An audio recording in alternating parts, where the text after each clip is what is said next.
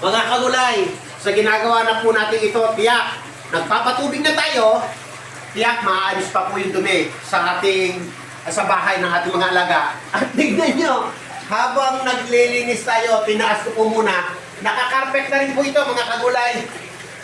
Ayan. So, dyan lang muna kayo, maglilinis muna si Daddy. Ayan, no? Linis muna si Daddy.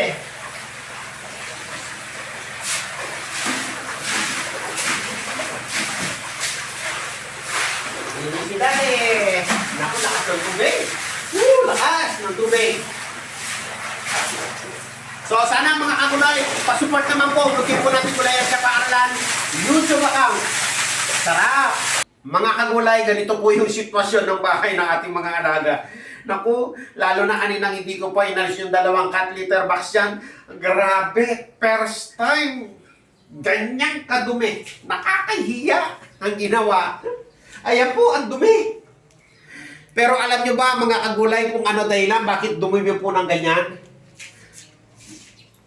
Kanina, hindi ko lang po hawak yung cellphone ko. Naku, yung mga alaga kong manok, nakipag-banding sa kanila. Puro manok po yan kanina, yung mga sisiw. Hanggang dyan, nakahiga yung mga sisiw, nakahiga silang lahat. Sus, paano na naman yan? Love na love nila yung mga alaga kong sisiw. Lahat, nasa almost 100 na sisiw nandito. Halos lahat ng mga sisiw. Kasi sisiw ko doon na medyo malaki na, 60. Tapos nandun pa yung nasa 40 plus na sisiw. Nandito lahat. Naku, yung isa na halos nakikipaglaro pa. Sino yung nakita ko kanina, di ko lang dala yung cellphone ko. Kasama yung sisiw habang tumutuka-tuka doon sa isang itim kanina, yung itim naman, ginaganon-ganon lang niya. Sus, Mariosep, tingnan nyo kung gaano karumi ginawang dugyot. Ito naman, kahit tawakan mo, laging nandito. Ito yung promotor. Ito yung mga promotor sa sisiw. Kahit tawakan mo, hindi aalis ito. Kahit yung inahin. Ayan. Pasama ito eh.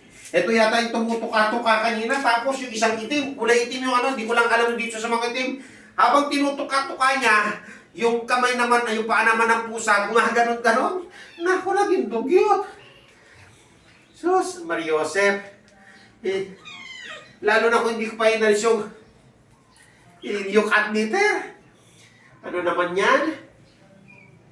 So, ipinapakita ko lang mga kagulay yung realidad ng sakripisyo po natin sa pag-aalaga.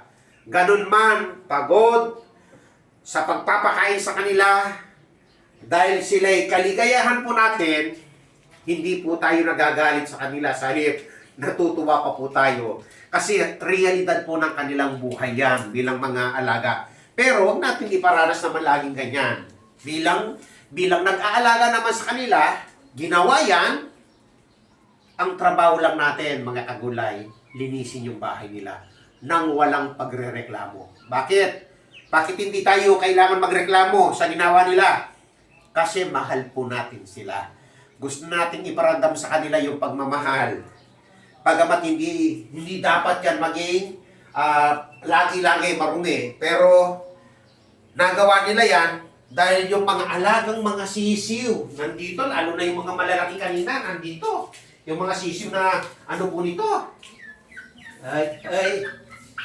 Yung mga sisiw na nandito kanina nasa 60 pieces. Tapos yung mga mas maliit dito, nasa 40 plus. Kaya kanina, kung hawak ko lang po yung cellphone ko, naku, nasa 100 pieces na sisiw nandyan. Tapos halos lahat sila nandito, hindi po sila umaalis. Gawa po ng presko yung kanilang bahay. At mamaya, matapos ko pong nililising ito, ipapakita ko mga kagulay, sana deserve ko naman ang pag-subscribe sa ating YouTube account. Paki-support na rin ang ating FB page, Gulayan sa Paaralan. Yan lang po, at pakikita ko po sa uli yung katapusan ng paglilinis po natin sa bahay ng ating mga alaga.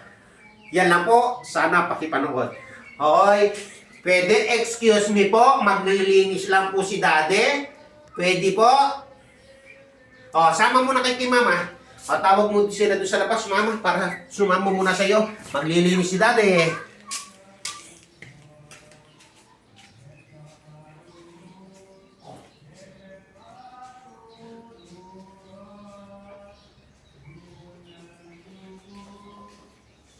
Mga kagulay, matapos po nating malinis yung kanilang bahay. Napansin nyo naman, ayan na. Sana deserve po ni Gulayan sa Paaralan ang munti po ninyong pag-subscribe sa ating YouTube account. Tingnan nyo naman. Pati naman po rito, ano po yan, carpet. Ayan po. Naka-carpet. Ayan po. So, napansin nyo? So, kalilinis lang. Ayan, kalilinis. Higa. Yung iba nasa labas. Naglalaro. So, sana deserve po natin yung isang pag-subscribe sa munti po nating Gulayan sa Paaralan, mga kagulay. Maraming salamat po.